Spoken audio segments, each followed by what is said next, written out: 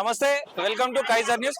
So Tank Bund దగ్గర Ambedkar statue దగ్గర BRS lady leaders అమ్మాయికి మద్దతుగా ఇక్కడ శాంతియుత నిరసన చేస్తుంటే లోపలికి వెళ్లకుండా పోలీసులు గేట్లు మూసేస్తున్నారు. సో మనం చూసుకోవచ్చు, ఇక్కడ లేడీస్ అందరూ కూడా గేట్ ముంగట కూర్చొని మమ్మల్ని లోపలికి ఎందుకు అలౌ చేస్తలేదు, మేము శాంతియుత ధర్నా చేస్తున్నాం, శాంతియుత రిప్రజెంటేషన్ ఇవ్వడానికి వస్తే కూడా మమ్మల్ని ఎందుకు ఇట్లా ఇబ్బంది పెడుతున్నారు అని చెప్పేసి బీఆర్ఎస్ లేడీ లీడర్స్ మాట్లాడుతున్నారు.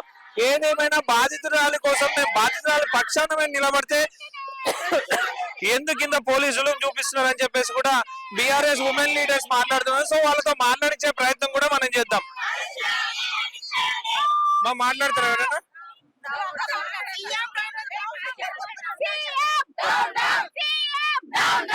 కొంచెం ముందుకు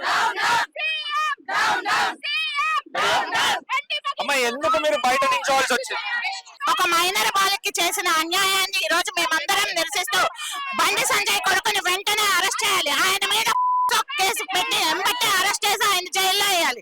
ఇంతమంది మహిళలు వచ్చాము, ఈ రోజు స్వచ్ఛందంగా వచ్చాం, మేము స్వచ్ఛందంగా వచ్చి పోరాటం చేస్తున్నాం. కాబట్టి ఆయన్ని వెంటనే అరెస్ట్ చేయాలి. ఎవరైతే ఉన్నారో ఆ బాలికకి న్యాయం చేయాలని మేమందరం పోరాడుతున్నాం. మేము స్వచ్ఛందంగా అంబేద్కర్ గారికి రిప్రజెంటేషన్ ఇవ్వడానికి వస్తే మన అధిష్టానం నాయకుడు పిలుపు మేరకు మమ్మల్ని కనీసం గేటు కూడా తీయకుండా ఈ రోజు ఎండలో మహిళలను చూడకుండా బయట నుంచోబెట్టారు. మేము వచ్చి గంట సేపు అయింది.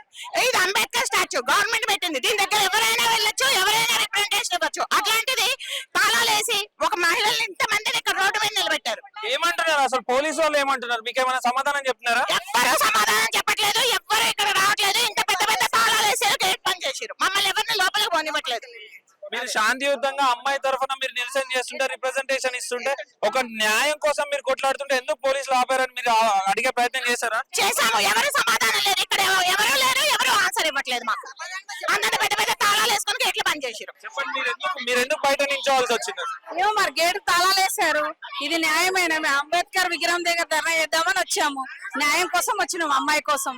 మరి ఈ రోజు బండి సంజయ్ కొడుకు పట్ల ప్రభుత్వం సపోర్ట్ ఉండడం కరెక్ట్ కాదు. సామాన్య మహిళను ఇలా ద్వేషించడం కరెక్ట్ కాదు. మరి ఆ అబ్బాయిని అరెస్ట్ చేయాలి, దానికి మేము ధర్నా చేయడానికి వచ్చినాం. మమ్మల్ని లోపలికి ఎందుకు ఓడిస్తలేడు, అది కారణం. లోపలికి ఓనియాలి. మరి వీళ్ళు ఇలా చేయడం వల్ల జనాలకు ఎటువంటి మెసేజ్ వెళ్తుంది అనుకుంటున్నారు? జనాలకు ఎటువంటి మెసేజ్? బ్యాడ్ మెసేజే వెళ్తుంది, బ్యాడ్ మెసేజే వెళ్తుంది.